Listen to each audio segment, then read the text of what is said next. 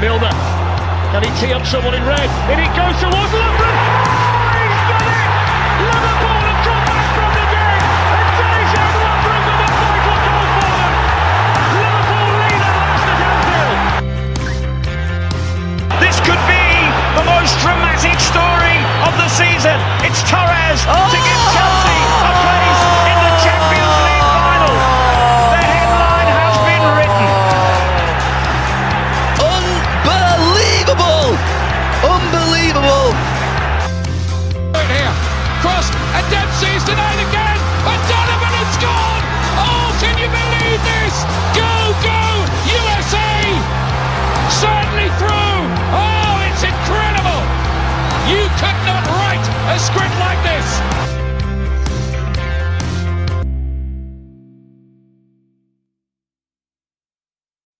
Hello and welcome back to the Stoppage Time Soccer Show. My name is Jordan Wiegand and I have our host Logan Stump. Howdy. And Matt Hartgrove. Hey there. And we are going to be breaking down the news from the past week and definitely looking at the promotion playoff that just occurred. Well, just ended probably about an hour and a half ago since we recorded this. But first, we're going to start with headlines, and we're gonna go ahead and catch you up on anything that you may have missed. So, first headline here: Arsenal win the FA Cup 2-1 over Chelsea. We all got that one wrong, but and we'll get to it. But it's not the first. It's not the only thing we get wrong. But, that's what we're good at. Logan did predict the Pulisic early goal. We put that up on our socials, so if you're not following us, follow us on Twitter at Stoppage Show, Instagram at Stoppage Time Soccer Show, Facebook.com/Stoppage Time Soccer Show, and Logan predicted the Pulisic early goal. I asked him, hey, who wins? He said Chelsea. He got that wrong. But he did say, I did ask, will Pulisic score? And Logan said yes, early. And he did. 5 minutes into the game, Pulisic scored. And actually, Chelsea looked really good until the water break in the first half. And then after that, Arsenal really grew into the game. Chelsea was lucky to get in half, 1-1. But then it all kind of fell apart as soon as Pulisic pulled his hamstring. That's the next headline. Chelsea lose Pulisic for up to 4 to 5 weeks. Not as bad as people had thought. Some people thought it could be a longer time due to it, depending on how bad the hamstring injury was. Looks like it's just a slight strain. It's not like a full tear or even a tear at all, apparently. So, really good for the American dream, Pulisic. Okay, that recaps the FA Cup stuff. Arsenal did win, like I said before. Aubameyang scored a penalty, and then he scored a second one. Yeah, so the penalty was in the 28th minute, and then he scored in the 67th minute as well. To give Arsenal their 14th FA Cup, which is a record in England. So they have the most. And they've won a lot recently in the FA Cup. After going through a long stretch where they had never won a trophy, and now FA Cup is seemingly every other year going to Arsenal. Moving on, latest rumors have hinted that Jadon Sancho has agreed personal terms to Manchester United, and that they are just trying to work out the fee for Manchester United and Borussia Dortmund. Borussia Dortmund want 120 million euros for Jadon Sancho. And Man United do not want to pay that, but if they do pay it, they want to pay it in this weird breakdown where maybe they pay like 70 million this year, another 20 million next year, and another 30 million the year after that, kind of doing staggered because of the coronavirus affecting a lot of finances with, not being able to have any crowds. But it does seem like maybe Jadon Sancho is on the move. Dortmund want to get this done by August 10th. Any thoughts, guys, on is 120 million euros too expensive for Jadon Sancho right now? Yeah, I think so. Matt, you can go ahead. Oh no, you can go. We both said the same thing. If you want, you went further than I did. Yeah, I think paying that much money for a kid that's 20 years old, that's pretty steep price. And to be honest, I mean,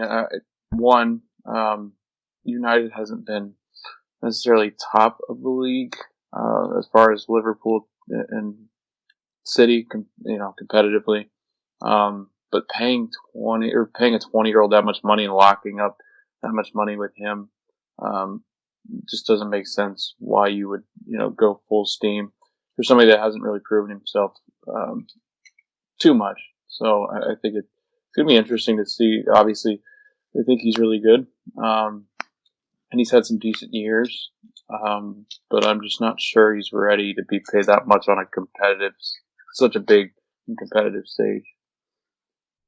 Are you just a little biased because he was a Manchester City product now going to Manchester United? Might be a little bit. Might be a little sour. No, but I think,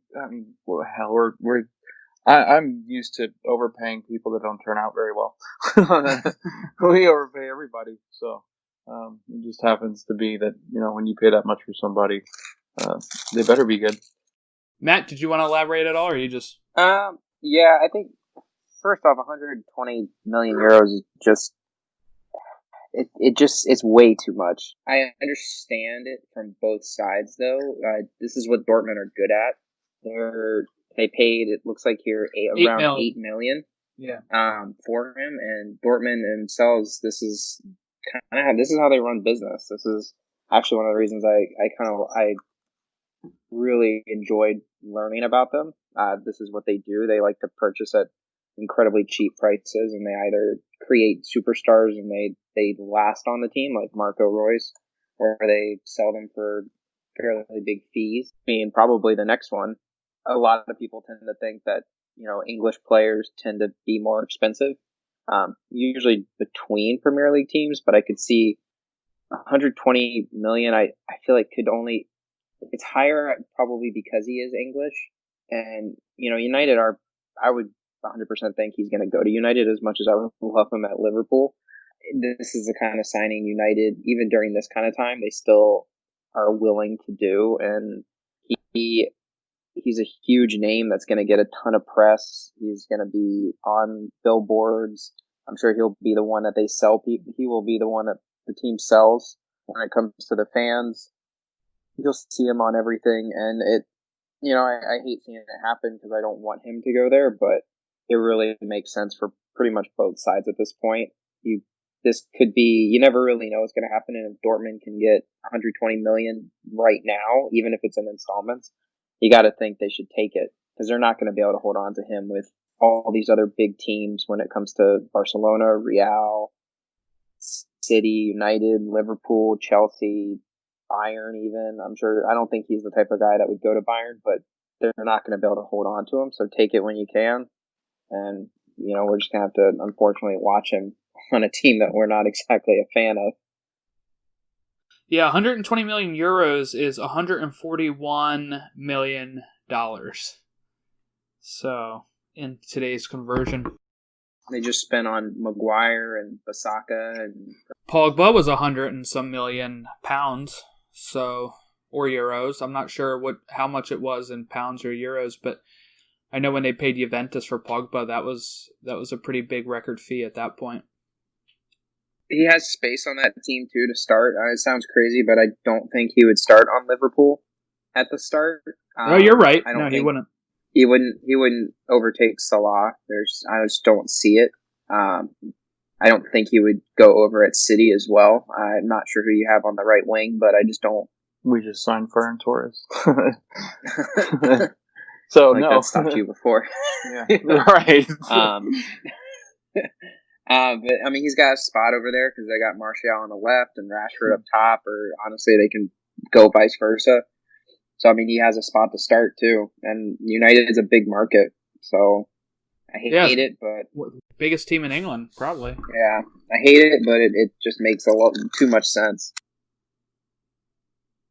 All right. My thoughts on this are, that's a little steep for a kid that's only played 2 professional seasons, but I think Dortmund knows what they're doing. They either are going to get that money from United or they keep him.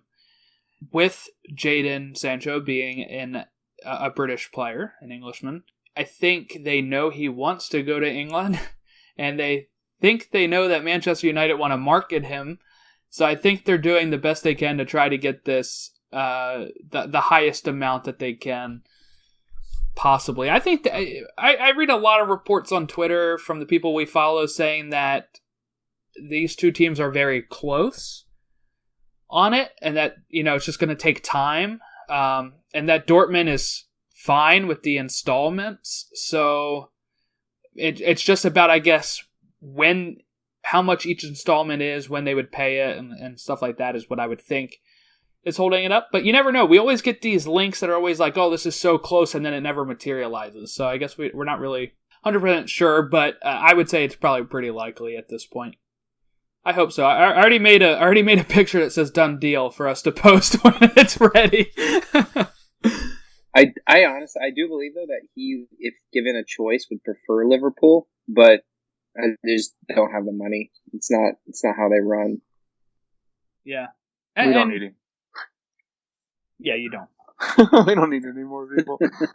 Chelsea was going after Ben Chilwell. That seems to have stalled because Leicester wants £80 million for him.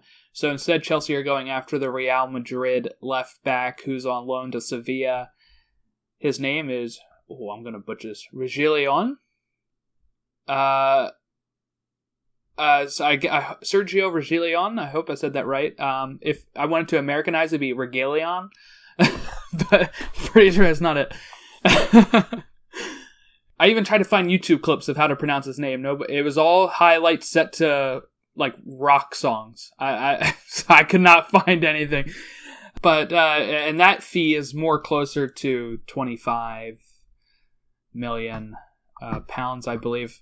Possibly a loan. They weren't sure yet, or did they clear that up? I don't know. The last report I see is Chelsea was trying to build 25 million pounds, I think.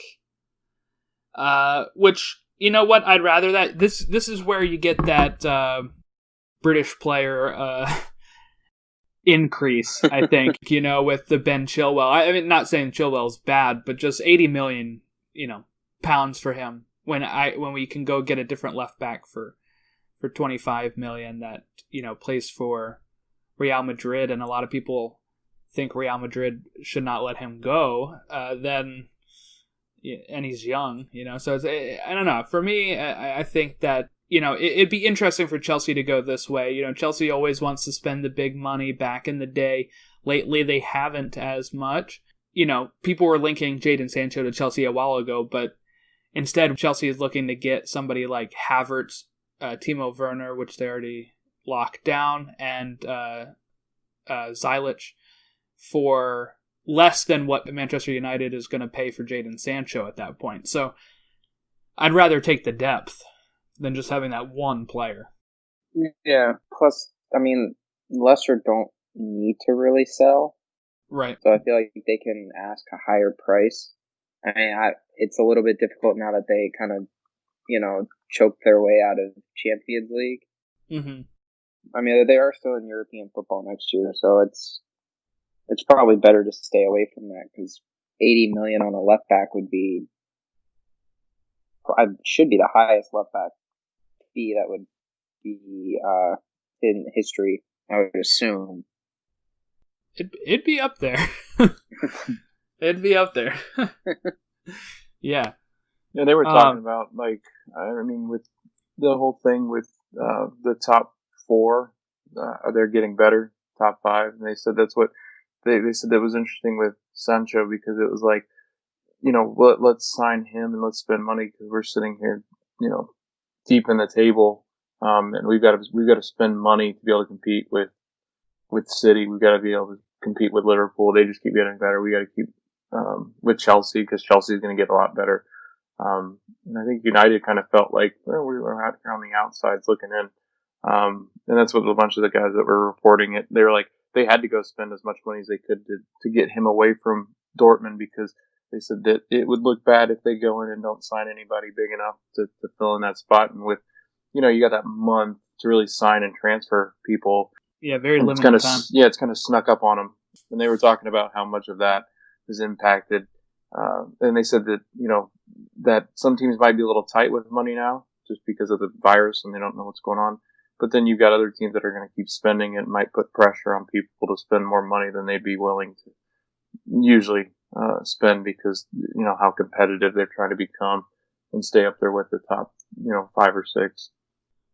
Well, I think watching Manchester United play since the restart, really, since Bruno Fernandes came in, is a little worrying when I look at the table a bit, because especially worrying if you're Leicester City too, because they had numerous times to seal the Champions League spots, but Manchester United were so far behind them at earlier this year. But I would be really worried if they get Jadon Sancho and Bruno Fernandes keeps up the form he had at the end of the year, and Pogba maybe buys in more now that he's, it seems like they have more ambition. I think they could really challenge, maybe not for the title, but I think it's not going to be as big of a gap between second and third this season as it was this past season, I think. But we've seen my predictions this week have been awful, so I guess we don't really know anything. People listening are like, these people don't know anything they're talking about. Okay, we're going to move on now to getting... we're going to talk about who was promoted to the Premier League. We talked a little bit about this last episode, I believe. We went over the relegation teams, and we had talked a little bit about Leeds getting promoted. But promoted to the Premier League this season, for this upcoming season, is Leeds United, who won the championship. West Brom, who got second, and Fulham, who got fourth, just beat Brentford FC, who got third in the playoff final. That score finished at 2-1. We're going to break down that game a little bit later. Promoted to the championship, Coventry City, Rotherham United, and Wycombe Wanderers. So those are teams going up to the championship. Promoted to League One, Swindon Town, Crewe Alexandra, Plymouth Argyle, Northampton Town. And promoted to League Two, Barrow AFC, and our favorites, Harrogate Town AFC. 3-1 winners over Notts County in the promotion playoff from the National League. I'm going to give a little background here on why these are our favorites here. Logan doesn't really have a connection, but Matt and I do. So, Harrogate Town, my sister lived in Harrogate, England, in Yorkshire when my brother-in-law was stationed over in the Air Force. My nephew was born there. I visited there, and it's a nice little town. I love Harrogate. Back then they had they weren't a professional team. They were a amateur side that in the last 2 or so years have gone professional and have moved up to the National League, I think about a year or two ago, and then now just got promotion to Football League 2, which means that they're going to be in FIFA 21, so I'm really pumped for that. I'm going to start a career on that. But Matt, what's your connection to Harrogate Town AFC? Yeah, so back when my dad was around the high school age, my grandfather was sent over to the UK for work, and he happened to, he lived in Harrogate Town for 2 of his years. He lived closer to Wycombe, it sounds like, for the other 2, but he was around Harrogate Town. And it was funny, too, because another team he was near was Leeds. Yes. Leeds, Wycombe, and Harrogate all got promoted in their respective divisions this past year. So he was like jokingly kind of went, he's like, all my teams got promoted. Doesn't watch too much soccer, so it's more of like it's like a funny little joke for that. But yeah, I've never been to the UK, but I did have my dad live near there, so he saw the tweets we were doing and texted me about it and was like, yeah, that's where I live. And I was like, no way, because that's where Jordan's sister lived too. Yeah, it's a really nice town. I went to the Pizza Hut there.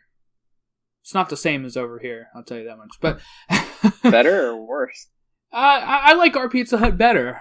I'm not sure what they think of it over there, but it's almost still like margarita style pizza, even at like Pizza Hut. It's kind of strange. But yeah, I love Harrogate. I can't wait to go back over there at some point. Maybe I'll try to catch a game there with them being promoted. Hopefully they stay in League 2 or get promoted to League 1 by the time I get over there and not fall down. Yeah, so other than that, we're going to break down the game that we just watched, Brentford versus Fulham. I guess first thoughts on this game before we kind of go breaking it down here. For people that did not listen to last time, we had all picked that Brentford were going to get promoted, and that did not happen. As I stated before, Fulham won 2-1. It took until extra time for them to even get on the score sheet on either of these teams.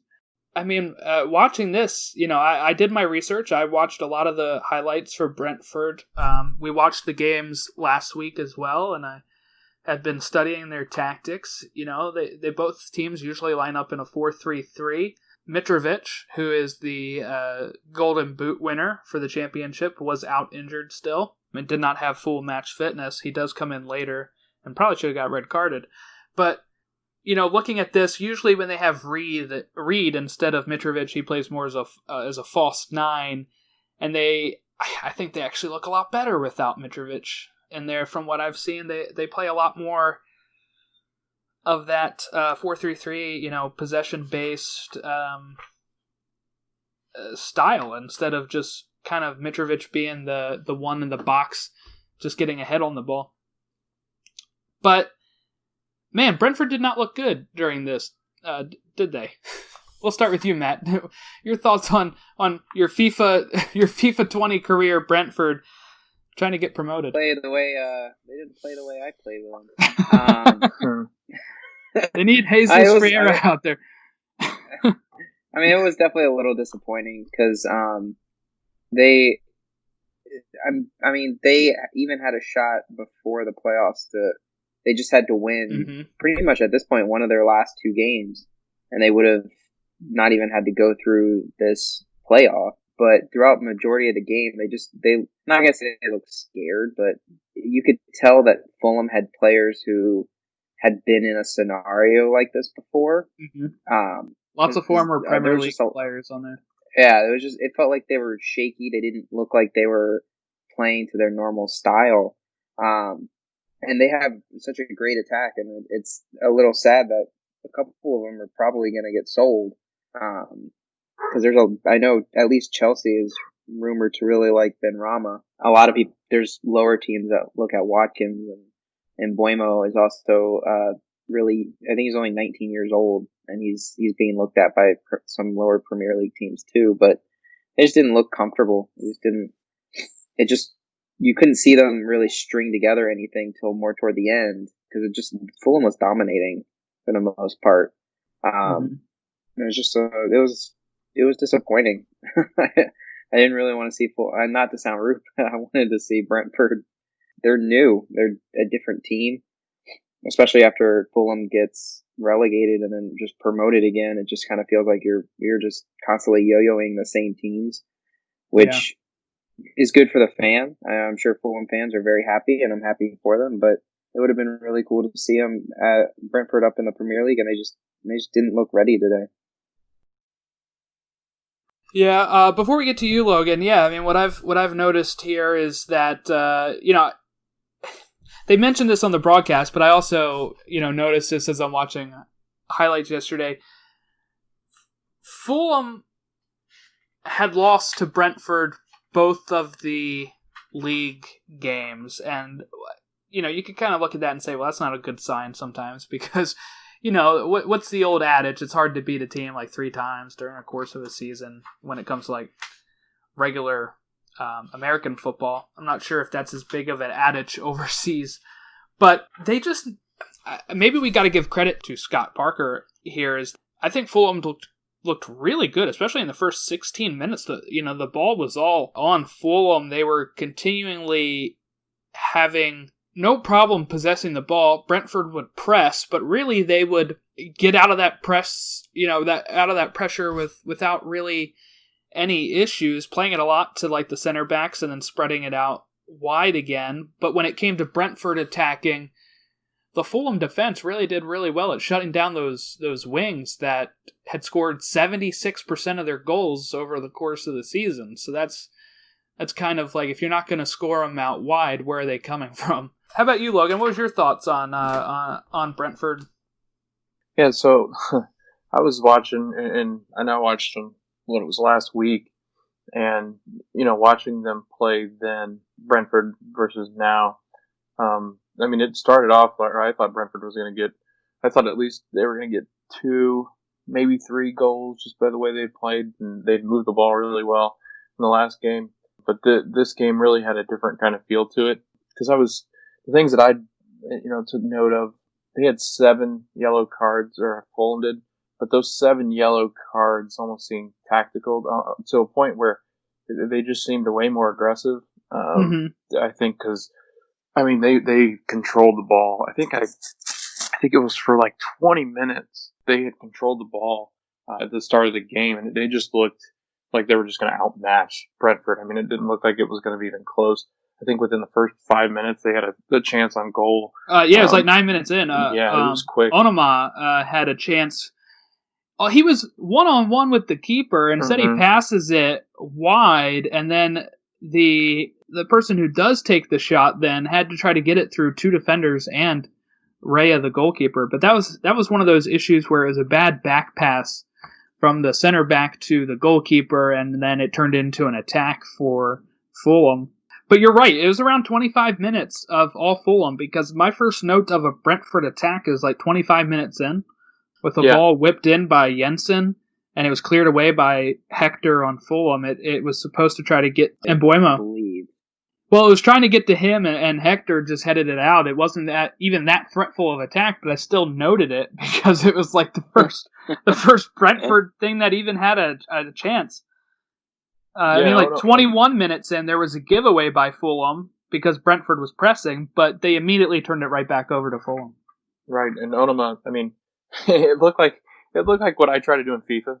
It looked like being too cute, yeah. Yeah, he tried to take the ball out and around his defender, and the defender just just took it from him. And he's like, okay, well, if you're going to stand out here and do this, then he tried to give it away, and then that's when he delayed, put a shot on goal, and he probably get one up on them.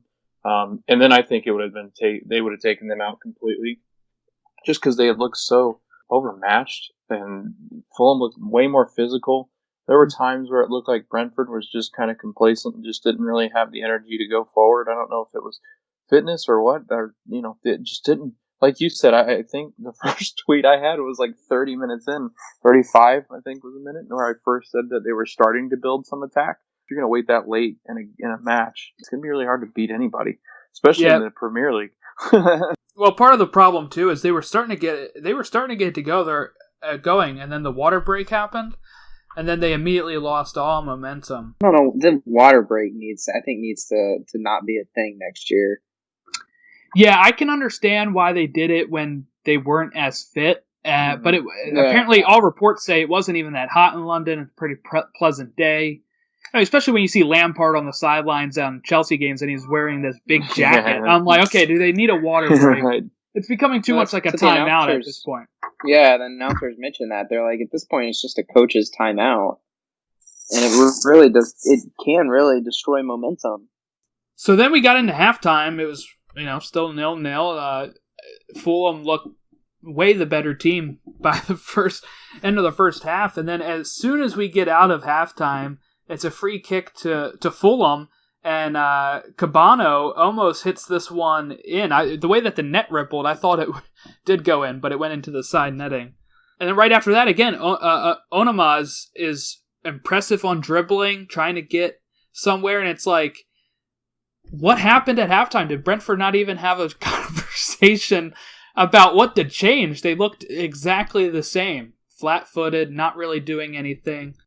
Fulham's the first one to every little second ball or loose ball after it ricochets off somebody. Fulham was always somebody there to to get that or close down the attack.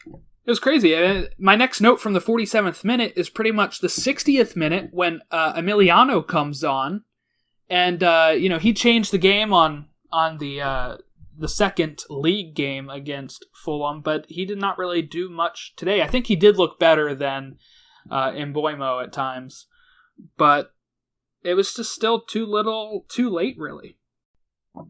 Yeah, and it felt like he really did. I mean, they said he'd be creative, and he was. And I think they looked a lot better aside when he was off, when Mbeumo was off. But I think it was just, like you said, it was over before that. And that's funny to say because it was 0-0. But I mean, going through all the way until extra time.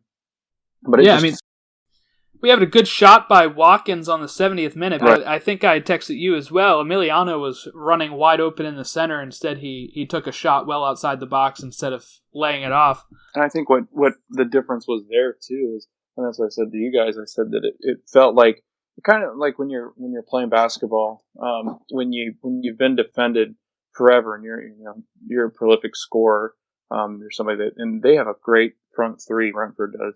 And when you get excited, when you finally get what seems to be an opening, and you're so anxious, you just go for it, and you don't see anything around you, and there could have been anything around him. And like you said, Emiliano was, I think, charging through the center of the box, just wide open. But he took a shot from almost right outside the box, and it was right at Brodak. Yeah, and I think that is the big thing for me too, is that this is in the 70th minute for Watkins. These are the type of shots you take earlier in the match to try to get yourself into the game. But because they had so little chances of even getting through the Fulham defense, this shot doesn't even come until the 70th minute at that time. And then, 81st minute, Knockhart comes in for Cabano for Fulham. And then we pretty much go extra time. 91st minute was that chance for Watkins where it's just a little too far in front of him. 97th minute had a great attack with Henry. Yeah, Henry. I have it right here. I just can't read my handwriting. Rico Henry, who's my player of the game for Brentford. He shut down that left side, and he also got in on the attack a few times. It was great. He crosses that ball in, but it was cut out, and then Fulham immediately countered. And then 102nd minute. So this was just 5 minutes after that great attack where it looked like Brentford was really getting something started here. We get that awful free kick goal by Joe Bryan. That's one of the worst goalkeeping blunders I've seen.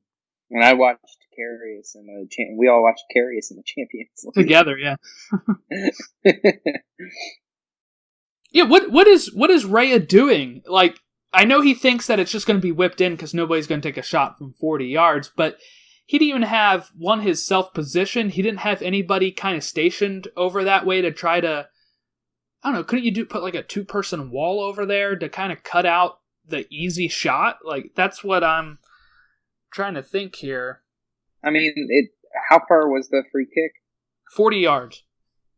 I guess I understand to an extent why he was out just a little, because I'm assuming he expected it to be whipped in and then attempt like a header or yeah. So, but he was almost out of the box and that little the 6-yard box at that point.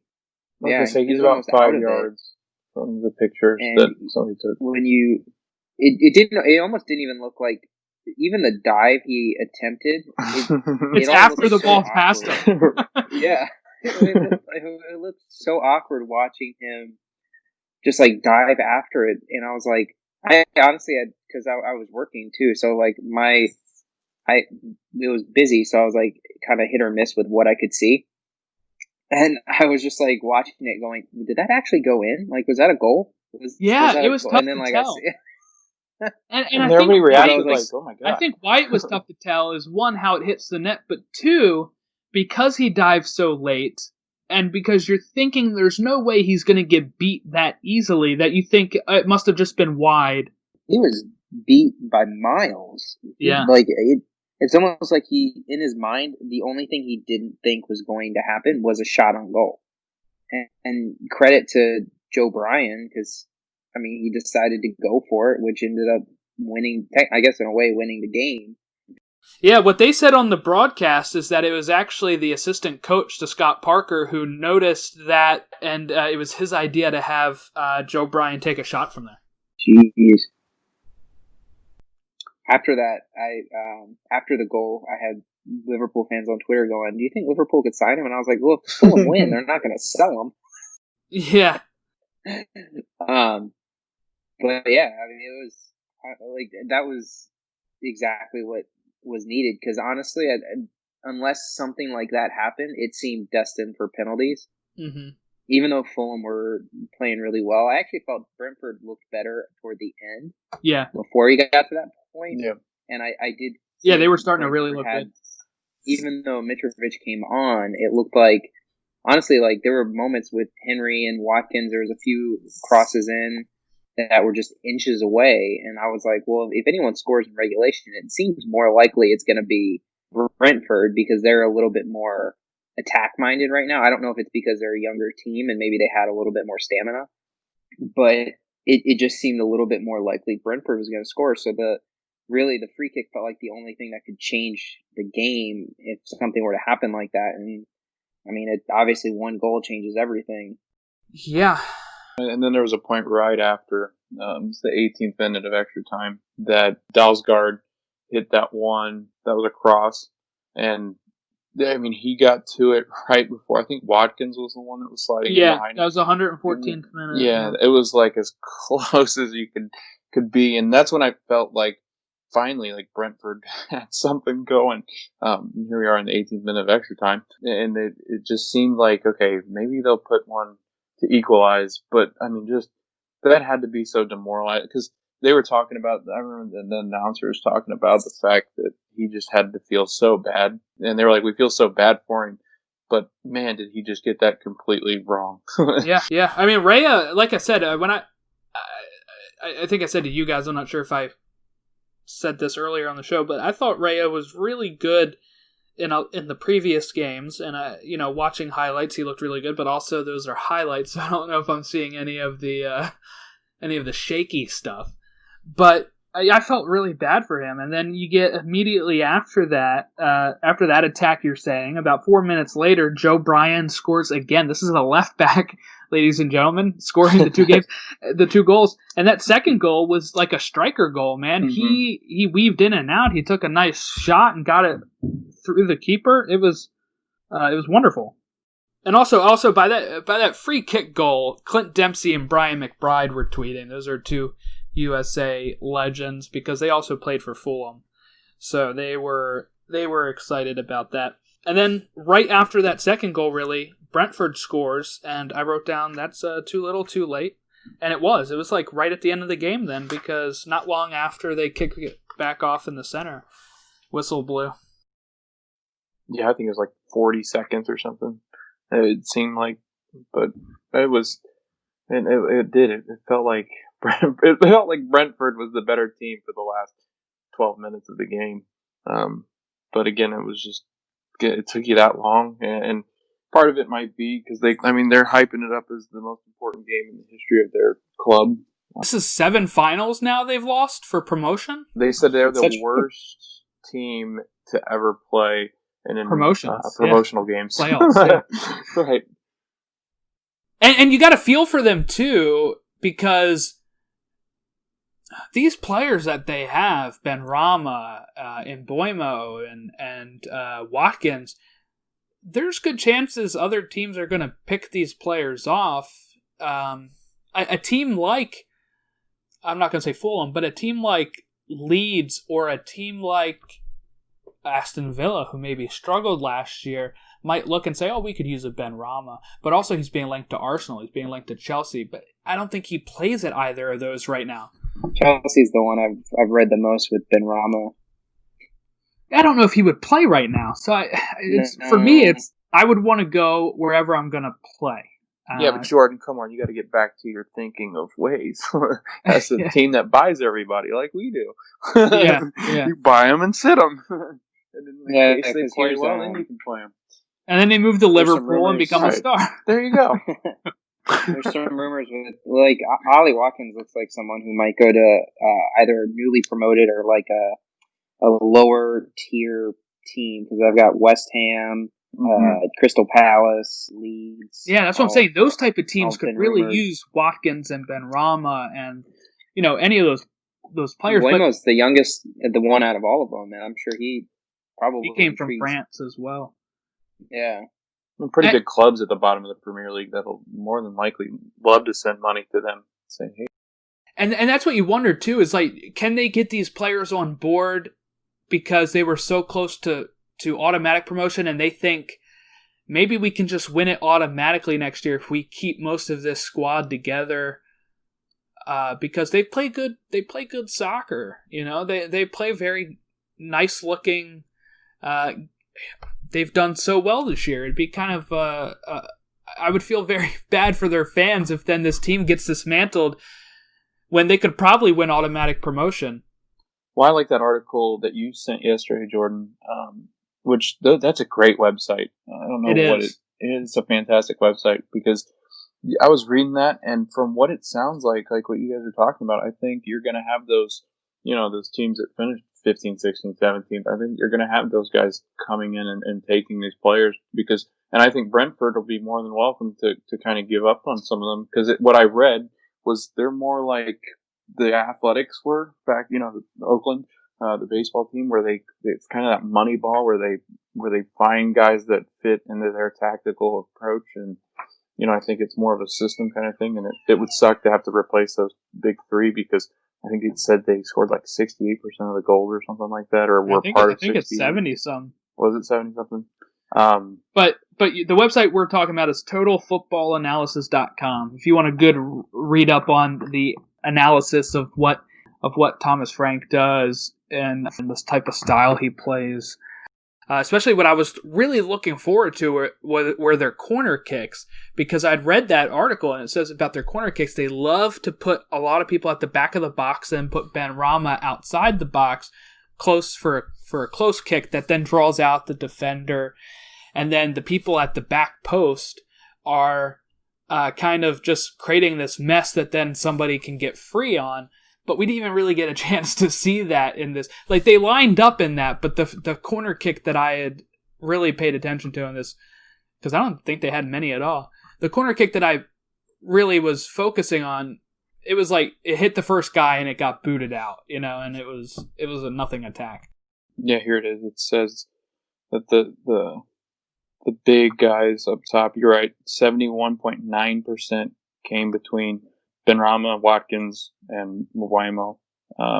62 goal contribution, goals plus assists. In terms of goals, the trio had 46 goals combined, which makes up 71.9% of Brentford's total. And that was in May before the restart, so those numbers might be a little different now. But still, I mean, they created so much, and then in this, they barely even had any really chances to even do that. So you were left with Watkins taking shots outside the box. Some breaking transfer news right now. Manchester United will walk away from the deal to sign Jadon Sancho unless Dortmund lower their asking price. That's from the Daily Telegraph. But, again, these things are always going back and forth. That doesn't mean that is the final decision. I'm sure it'll change by the time this is published. Sancho's really good. I think City should pay him about $108 million because I said $100 million wasn't expensive. Well, it's 108 million pounds that they're asking for, but 120 million euros, and it's all right. Are we done with this game? Are we ready to look ahead at what's next on our schedule here? I'm nervous to look ahead because I know what's coming up. I have a question for you too when we get closer to that. At this point, I'm just here for the commentary. Okay. So yeah, because Matt, you were saying you didn't know what's coming up. Europa League. Tomorrow, August 5th, 12:55 p.m., FC Copenhagen versus Istanbul Başakşehir. I don't know if I said that right. But Istanbul leads that one 1-0 over Copenhagen as we go into Leg 2. Shakhtar Donetsk versus Wolfsburg. Shakhtar leads that one 2-1. I'm probably going to try to dual screen these tomorrow if possible, one on the TV, one on the one on the iPad. Not an iPad, a Fire Pad, whatever you want to call it. 3 o'clock tomorrow is Inter Milan versus Getafe, and Manchester United versus LASK, or however you want to say that. It's all capitals. Manchester United lead 5-0. Inter Milan versus the mighty Getafe is at 0-0. Shoot, yeah. I mean, I think United could win the Europa League. I was going to say they've in a couple of these are because they must have not played their first leg because of COVID. Yeah. So there's Inter Milan and Getafe are single elimination, and Sevilla and Roma are single elimination. I'll go for Roma because Dzeko's in there. Roma looks good. I wish they weren't playing each other because it's kind of sad because they're two teams that could take out United. Yeah. Really, Well, man. United's form. There's not a lot. I could see just a bashing United podcast. I could see Inter Milan winning it. Really, they've looked okay. I could see United winning it. I'm hoping. I could see Wolves. I think Wolves could put. That'd be interesting. Could put a good fight against United. It'd be kind of fun to see them possibly make it far and then qualify for the Champions League. Oh, geez, that would be crazy. Well, I was gonna say Wolves can play. Wolves will play. Wolves will have to reach. Wolves will have to reach the final to play Man U. From what it looks like, Wolves need to if they want to be in Europe. I think Wolves have to now. Yeah, with Arsenal winning. Yeah. What Inter would be?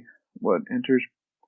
I guess looking at that side of it because it's Inter Milan, Getafe, Rangers, and Leverkusen. Wolves. No, I haven't gotten to Thursday yet. I'm sorry. It's still on Wednesday. Okay, because the biggest game of Wednesday is at 8 p.m. Philadelphia Union versus Portland Timbers, and the MLS is back, semifinals. Are they in the Europa League? No, it's just any game. Any games. I put that down. They're in the biggest competition. The MLS is back competition. Semifinals, Philadelphia Union versus Portland Timbers. Come on the U. Okay, going on to Thursday, August 6th, 12:55 p.m. Bayer Leverkusen versus Rangers from Scotland. 3-1 Leverkusen lead, and I think that that will remain. I don't think Rangers have enough to come back from that one. They got Steven Gerrard. That's all they need. I think they need more than that. Sevilla versus Roma is the other 12:55 game, and that is a 0-0 so far for Sevilla Roma. That's going to be a good one. And Sevilla, I picked Sevilla on that. Sevilla are so good in Europa League. They're so good. They beat Liverpool in the final. Klopp's first year. Yeah. I was watching Roma play 3 days ago. I think it was on Saturday, maybe. Oh yeah, they had a good game. They were unbelievable. I was like, oh my. Yeah, who were they playing? I was watching that one. It was they were losing, and then they came back and took a lead. Yeah, I was watching that one while I was doing some editing on this podcast, I think. Roma played Juve. That's right. Oh, that's right. Yep. And they won 3-1. Higuain scored 5 minutes in for Juventus, and then it was 3 straight goals for Roma to close out that game. But they had been ripping people apart. I think their last, they had a draw against Inter, but other than that, they have won almost all their games since being back. They've lost against Milan. Too bad they won't have their official jerseys and stuff in FIFA this year. Their kits look really nice too. They do that white kit with the wolf head on it. Uh-huh. Yeah. So good. I have a Roma jersey actually. I have one of their maroon ones, with no sponsor on it. It's really nice. How have I not seen this kit? What is it? Look up Roma's kit for 20. Is it like cream looking? Oh wow! A white one and there's a red one, I think. Yeah, it's like cream. Really nice. It is really nice. It's got a nice collar on it too. Check out the logo though. It's not their usual crest. No, so it's like this awesome. cool wolf head.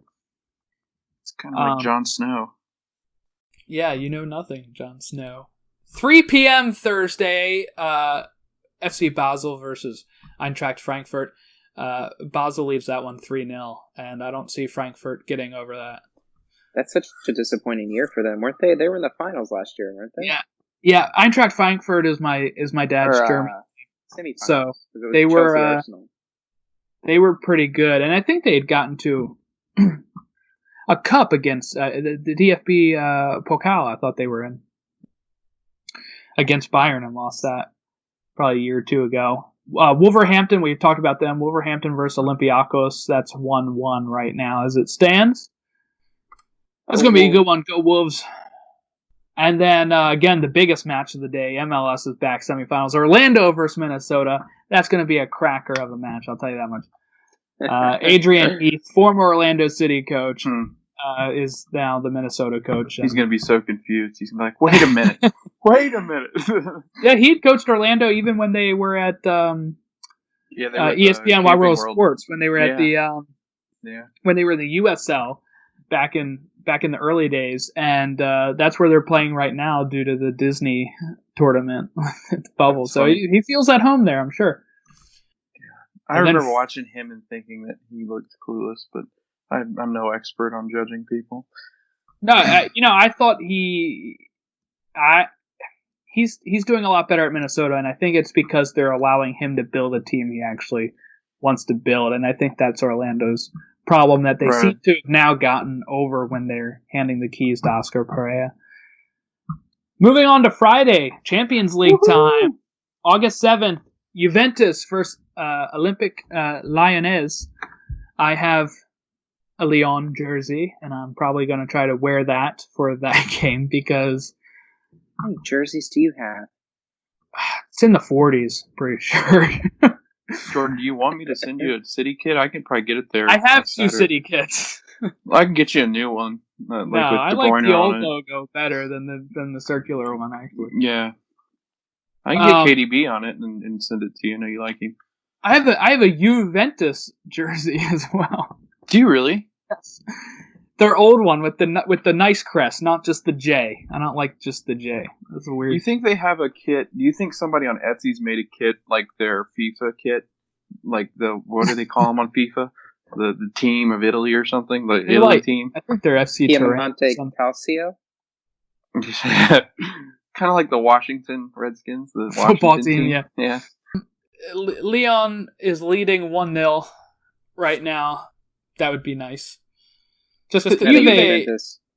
Okay, so here's a question for you, and I'm going to ask you another question right after this with the Man City one. Mm-hmm. Is it a disappointment or a failure if Cristiano Ronaldo does not win the Champions League with Juventus? Because there's rumors of him leaving and trying to go to PSG, apparently.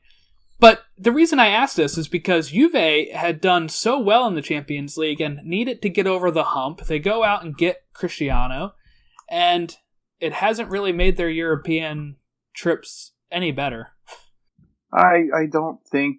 I mean, they're better with him, obviously, but I don't think they're obviously not Real of Cristiano's days. I don't believe, and I just don't think you can't put that pressure on. How old is he now? He's 35. Yeah, 35. No, he's there for the pressure. Yeah, but I don't think I'm going to disagree with you on this one. I just don't. But I don't think he.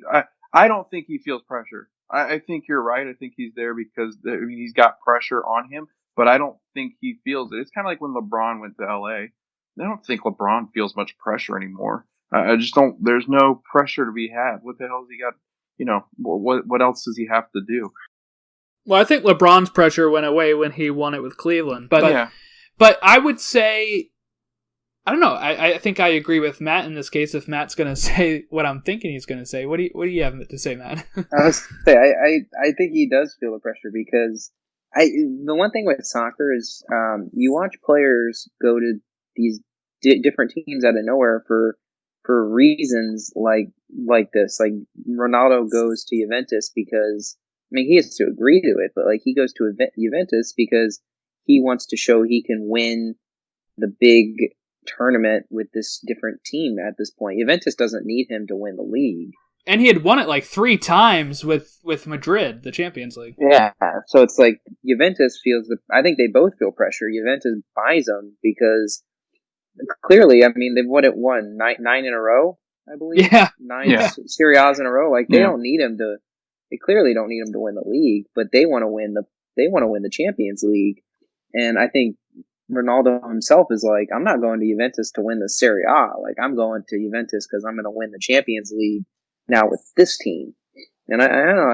I do think there's a level of pressure on both. And honestly, I don't think they're going to have much issue with Lyon with all their issues, because I know they don't believe they made Champions League from their league position. I don't think they finished in the I don't know if it's 3 or 4 over in France, but I don't believe they actually made the Champions League in France this past year. So I think they're a little down, and I think they'll make it through. But yeah, I think Ronaldo does feel some pressure. Yeah, and I would agree with that, and I would also say that if he doesn't win it and he does leave before they do, I would say it is a failure for Ronaldo and Juventus. Like you said, that's the whole reason they went out there to get him, was to get themselves over the hump to win. You know, they've gotten further than this in the Champions League, right? Because if they would have gotten there when they faced Tottenham, when Liverpool beat Tottenham, I think that they could have put up a good challenge, better challenge than Tottenham did. But they lost to Ajax, I think. Yeah, was it that year? Because I know they've lost to Tottenham recently too. Because Tottenham beat Ajax in the or maybe it was a different game, or maybe Ajax was Real, I think. Yes, yep. I just don't see his, like, I see Juventus, yeah, absolutely feeling pressured. Like, I get that. Like, don't get me wrong, Juventus is definitely pressured to win it, because I mean, that's what they want. It's a club, but I don't think he's got any. Like, he's got 5 Champions League wins. He's got 30 trophies in major tournaments. Like, I just don't feel like his, he's obviously competitive. He's like, I think he's the closest thing we have to LeBron. I think that I don't know. I just feel like, yeah, it's important to him. It's a challenge, but I think he sees it more as that, but he's building a brand. I mean, he's such a big brand. Isn't he the richest sports athlete in the world now? Did he pass? I believe so. Yeah, I just I agree with you guys. Absolutely, Juventus has got so much pressure on them. It's a failure if they don't win it with him. But I don't think he feels the same kind of heat that the Juventus, the rest of Juventus. He may not does. even feel pressure, but I'm saying, right. wouldn't he look back at it and say, "Well, I failed there." Yeah. Like, that was my goal, was to win it with them. If you're going to say that, yeah, then he would. But I don't think, like, pressure, no. Failure, yes. I guess 2 different things. But to your original point, then yeah. I mean, he would look back at it and go, okay, if I failed that challenge. But I don't think he wouldn't be hurt by it. I don't think the people in Italy or Juventus fans won't like him. But, I think I don't think he'll be bothered by it. No. I think he would just move on. But I think that the fans and the club and everything would be like, well, we tried that and it just didn't work. Right. And I wonder how that would affect them. Well, then go get Messi then. Okay, next game. Manchester City versus Real Madrid. Man City lead that one 2-1. Same question, but with Pep Guardiola. Is it a failure if Manchester City, not this year, but just if Pep leaves and does not win a Champions League with Manchester City, is it a failure? I'm going to start with you, Logan, since you're the Manchester City supporter. I'm going to go with absolutely yes. And Matt knows what this feels like. I don't see it as much because City has done really well. And their fans they've been in a drought for so long. I mean, they were horrible. So we're not as ruthless as some of the Liverpool people. Plus, I think a different city.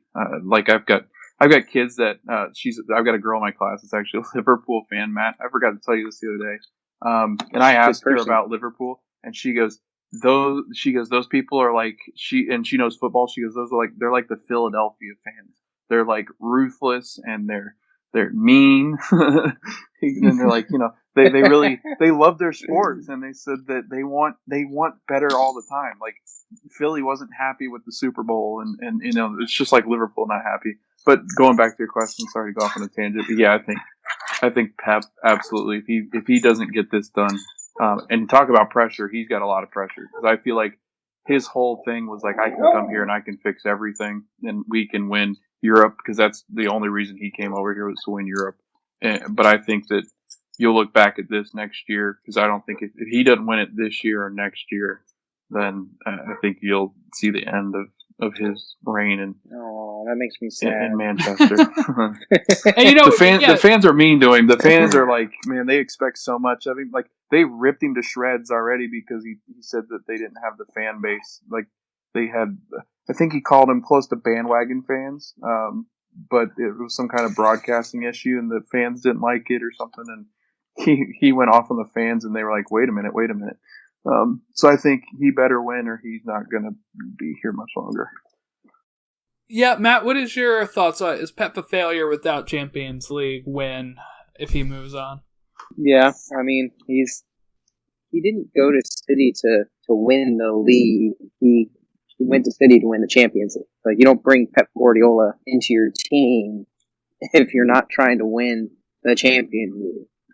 So if he doesn't win it, then it's 100% a failure. Interesting. I think we all agree on this. They've won all of these trophies before he even got there with Pellegrini and with Roberto Mancini. Exactly. They brought him in to win this. Now, I don't even think he won it with Bayern Munich, and he was brought in to win it at Bayern Munich as well. So could he go back to Barcelona and just win it there? Like what you were saying, I mean, I just don't... One, Man City fans, I should know, they want to talk about how they're the best team in Europe. They want to talk about, like, we have all these players, we have all this money, but we don't really play like it. I don't feel personally, like, I still feel uneasy about that game on Friday because I'm like, are we good enough to compete with Real yet? We spend Real money, but we've had some shaky games.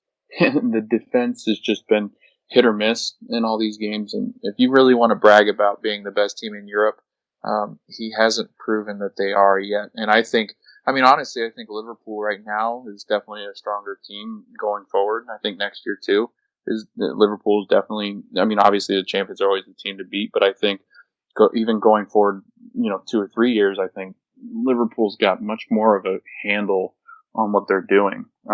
Whereas City seems to be in like, we kind of like Band-Aid things. We're like, oh, well, that didn't work. Let's go sign a keeper, or let's go sign some random striker we won't use because, Leicester City didn't have enough room and wanted all that money for him. For Mahrez. Yeah. And I think that he's proven that he can collect talent, but not talent that wins. Do you think, Logan, if he doesn't win the Champions League with City, do you think that that's a knock on him as a coach? Because a lot of people, especially with Liverpool, they tend to joke around that he has to buy his teams and he can't coach them. Like he has to buy the talent to succeed. So like if that doesn't work, is there a reason why you think this guy who spends hundreds of millions every transfer window, it seems, is not winning, turn spend a couple million in 1 year and they end by 18 points in the league? Yeah. Like, is that a knock on Pep? Yeah, I think so. I think, obviously owners are the ones giving money, but the managers are the ones, which is really weird in football or soccer because it's football over there, but like it's so weird to think in soccer and stuff that the managers really are. It's what fits their system, whereas I think in other sports, the owners kind of decide and the manager kind of goes along with it and goes, okay, yeah, sure. But yeah, I think so. Like I think if you look at Klopp and you see what Lampard's now doing in Chelsea, and then I read that article I read yesterday, Jordan, I was like, it almost feels like Pep plagiarized his own system. Like I don't know what it is about that, but like that article, like Pep is really good friends with, I forget the guy's name at Brentford. Thomas Frank? Yeah. Like they've had a relationship. They've talked about different things. And you saw where that worked at Brentford, but does Pep really know what's going on? Because, it's taken him this long and it takes him forever to realize, what formations work. If you go back and look at City's games, the 4-3-3, it's been the most effective, but he's gone away from it so much. And part of that might be because of the players he has, because he tries to play that. I think it's a 4-2 or 4-3-2-1 or something like that. Like he wants Aguero up front, and I think part of that problem is like what you said with what is it, Matirovic or whatever his name was in Fulham. I think he takes up so much possession because he wants the ball at his feet. And I think Pep just has a really hard time. And plus, if you read anything about Pep, he's got such a bad relationship with half the team, it seems like. It always seems like, he doesn't have a good relationship with Aguero. He doesn't have a good relationship with Raheem Sterling. I'm like, then who does he like? Like, Silva's the only one he likes. It's insane. I don't get Kevin De Bruyne. Kevin De Bruyne was a childhood Liverpool fan, and you want to make his childhood dream. No. Like, but no, seriously, I think that it just depends, and I think Lampard's going to build a heck of a system there because he was a good player, and he knows what he's doing. He's smart. I start to question Pep sometimes. He loses to teams he shouldn't lose to. Well, and I think why the question comes in with Pep is because when he came over here, City was already pretty stacked, and United was on the decline, Chelsea was pretty much on the decline, Liverpool wasn't all the way up yet, and Arsenal was nowhere to be found. So it was so it seemed very easy for him to kind of just walk away with it, and also he gets given a blank checkbook pretty much to go get whoever he wants. The same thing when he went to Germany. Like, Bayern Munich wins a lot, even no matter who their coach is. The only person that really put up a challenge was when it was Klopp at Dortmund. And then you get to Barcelona, and he had, all those players had come from pretty much Barcelona's youth squads. And they were still able to spend money if they need to. And he had Messi as well.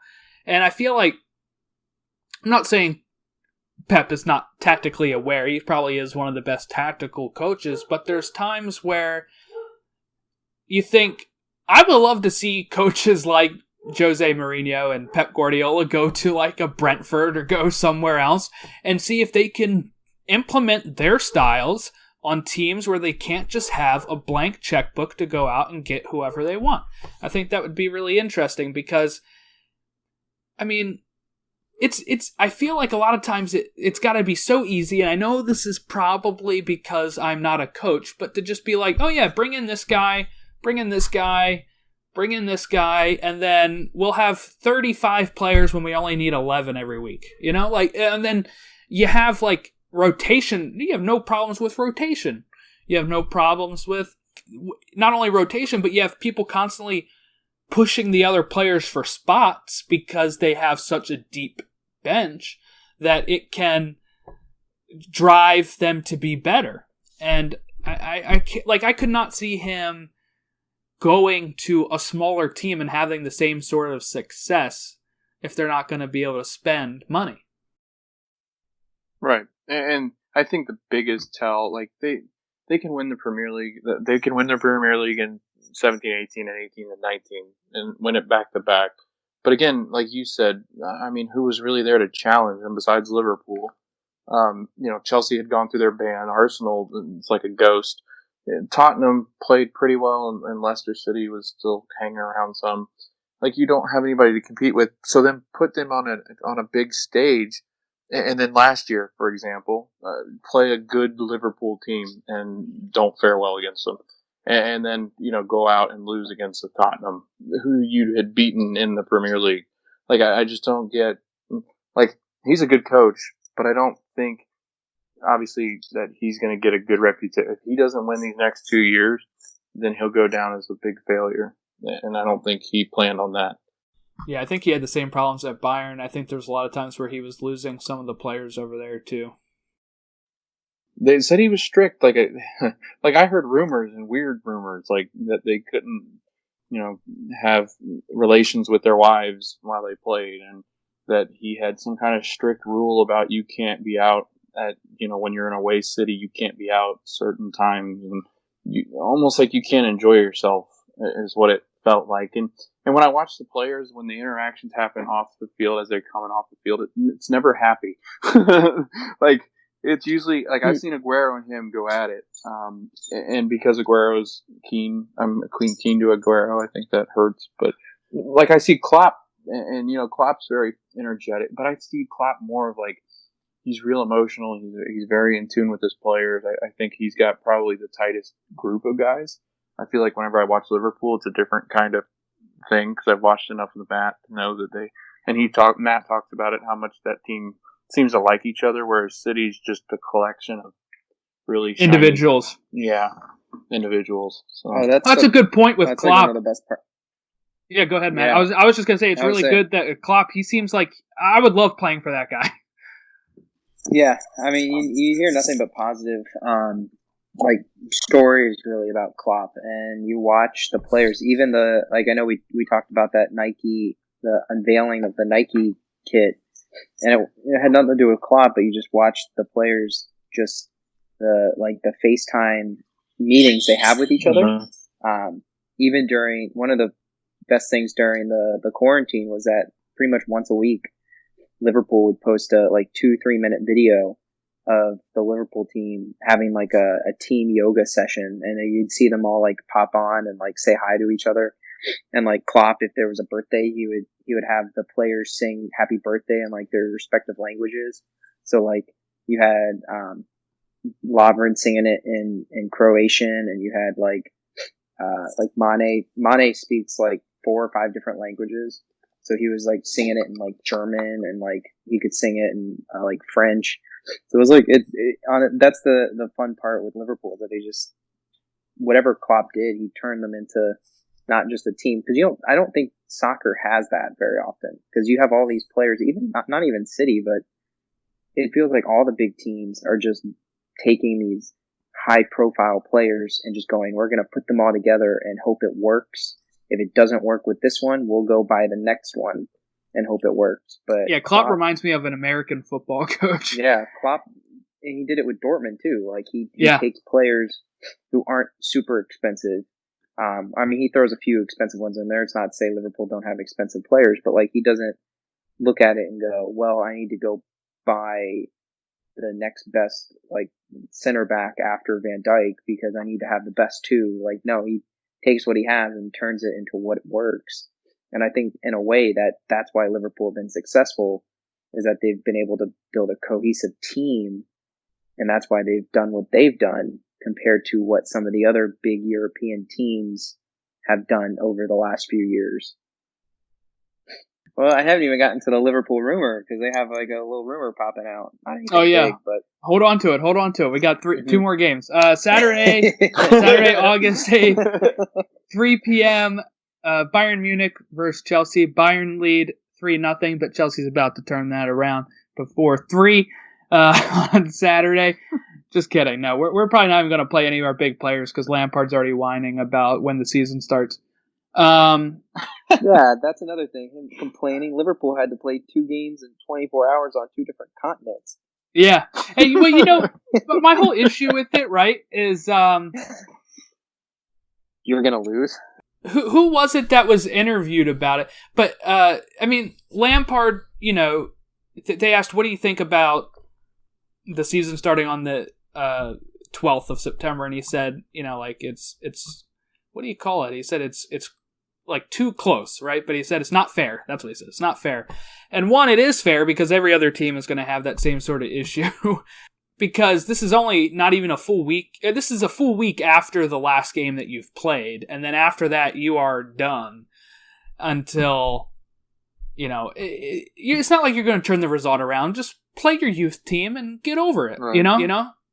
That's all I'd say. And I mean, I don't know how Lampard is as a coach really yet, but I don't think he is in the Klopp model of making these players a family, which is what it seems like you guys have. When I feel like Pulisic left injured, and I feel like nobody on his team even looked at him or spoke to him. So, I mean, I guess, I'm not sure on how that's going to work anyway, and the fact that immediately he's complaining about the start of the next season, it's not a good look for me, I don't think. I think it was Klopp who was interviewed right after that, and he was like, it is what it is, or something. Like, you know. He honestly, like, he wasn't happy, and a lot of soccer writers and other teams really got on him, and even when they had to do the replay against Shrewsbury, you know, they didn't put their starters out, and so... And he didn't show up, right? Yeah, and so the networks over in England, they refused to put the game on anywhere. They said, we're not going to do it. Like, I watched it on some random, like, Egyptian live stream that somebody was able to find, because there was no broadcasting of it. Welcome to the old days before it was on digital cable everywhere. Right. That's how everybody was watching it. But it was so weird, because when everything happened with the Club World Cup, Klopp was like, listen, we can't play 2 games in 24 hours. And there were people that were getting angry at him for playing like an entire youth squad against Villa in the FA Cup. They're like, he doesn't take the cup seriously. And he's like, well, it was the Carabao Cup. So it wasn't even FA Cup. It was Carabao. And all these people are going like that. He shows he just doesn't really care about it. And he's like, well, no, you guys scheduled him 2 games in 24 hours on 2 different continents. There's no way that works. Like, you can't do that. And so he decided that the Club World Cup would be more important than the Carabao Cup, which in the end it was, because one, it was more money for the team. There was a higher revenue for winning that. And the Carabao's not even like that big in England, it sounds like. No, it's not. That's what I would tell you, Matt, is I actually really admire that he was so into the Club World Cup, because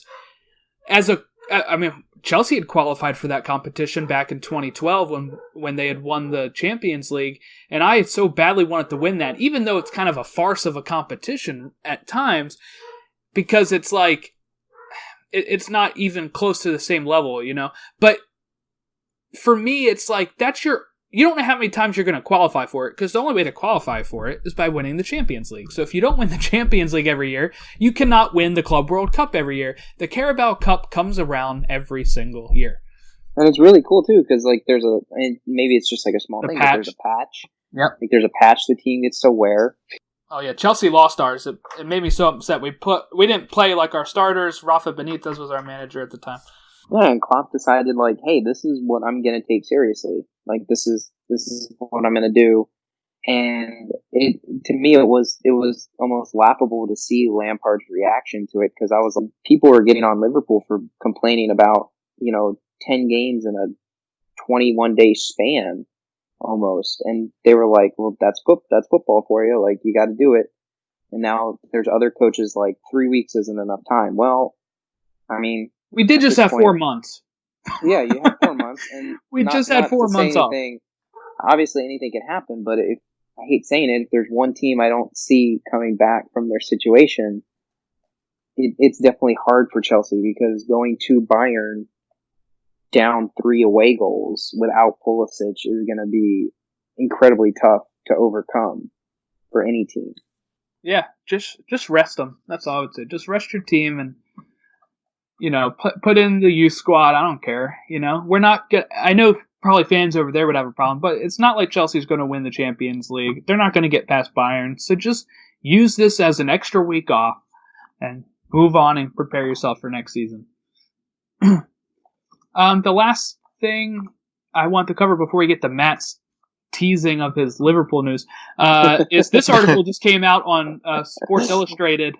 But Bundesliga has set a plan to allow fans back in stadiums. Whoa. Fans will not be allowed to drink beer. Oh, this is disastrous for Germany.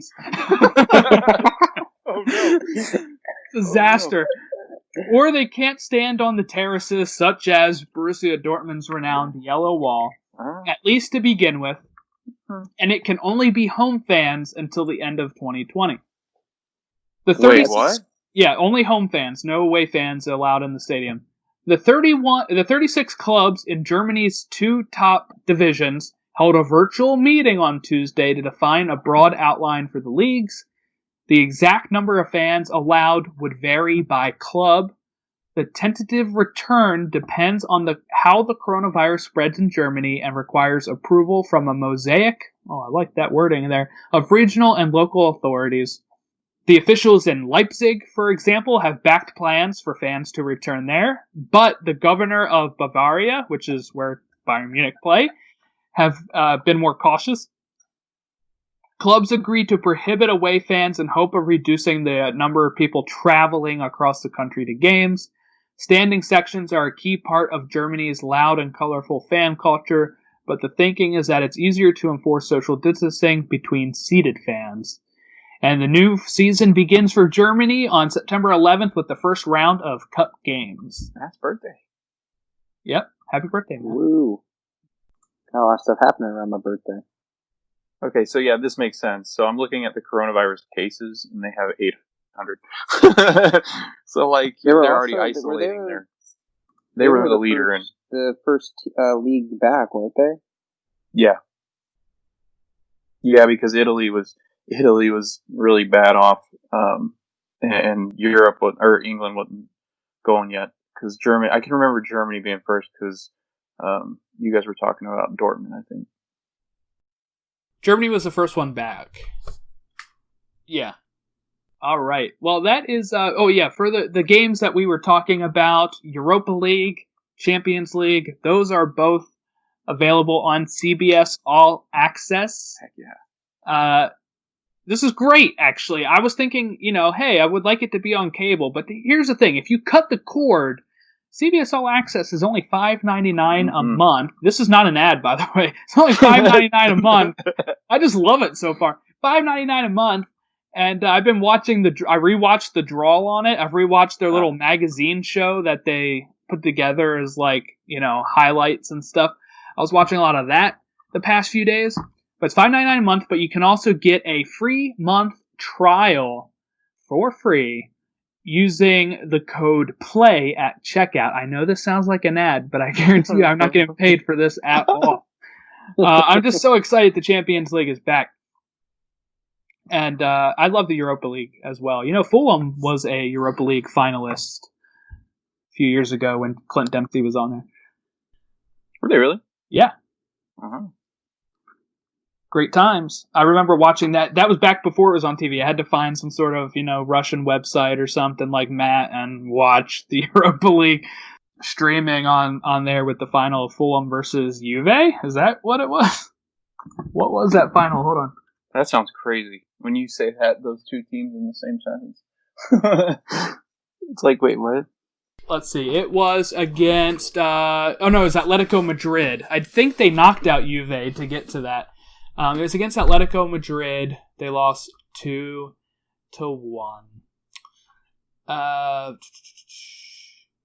Where was the previous games for this? Because I want to see how well they did. Because I remember watching this. I was upset because Clint Dempsey was playing. But yeah, Fulham. American fans, if you're looking for a new Premier League team, maybe you're just now finding it due to the whole situation with COVID, and you're like, I need a new sport to watch, and I'm trusting Logan, Matt, and Jordan on this podcast. If you like American players, Fulham have a history of Brian McBride, Clint Dempsey, and now Tim Ream. You could be a Fulham fan, or you could be a Chelsea fan and watch Christian Pulisic. Who's a much better player than Tim Ream. Okay. Matt, what's your little tease there? What's your news? Very small, but right before we started the podcast, there's a lot of reports with Liverpool looking at Jamal Lewis of Norwich for £10 million. First, I thought you meant the Raven running back. That's what I thought. I was like, wait a minute. It would be Liverpool-wise, it would be the sixth consecutive summer that Liverpool have went for a relegated player. Really? Yeah. Those teams love snapping up the relegated teams. Yeah. He'll be a superstar. 2015, they signed Danny Ings. 2016, Wijnaldum. 2017, Andy Robertson. 2018, Shaqiri. 2019, Harvey Elliott. And 2020 could be Jamal Lewis. So as a Liverpool fan, it's actually kind of exciting because they don't have a backup left back besides James Milner, who's really a midfielder. So it'd be a nice little signing. I think Liverpool fans are pretty excited about it. Yeah, and he's getting up there too, isn't he? Yeah. So Klopp apparently sees a lot in him. So hopefully next episode we'll be talking about the next big Liverpool left back. Well, I like the name. I like the name a lot. Yeah, well, I think that about wraps us up. If you want to follow us, we are on Twitter at Stoppage Show. We're on Instagram at Stoppage Time Soccer Show, Facebook.com/Stoppage Time Soccer Show. You can email us at stoppagetimeshow@gmail.com. And have a great rest of your week. Hope you guys all enjoy the games. Kane has stolen it to death. That's what he's there for. Thank you for listening to Stoppage Time Soccer Show. We hope that you continue to listen to our show and listen to us recap the English Premier League from our perspective. We'll also be talking some Champions League and any other leagues that impact world soccer.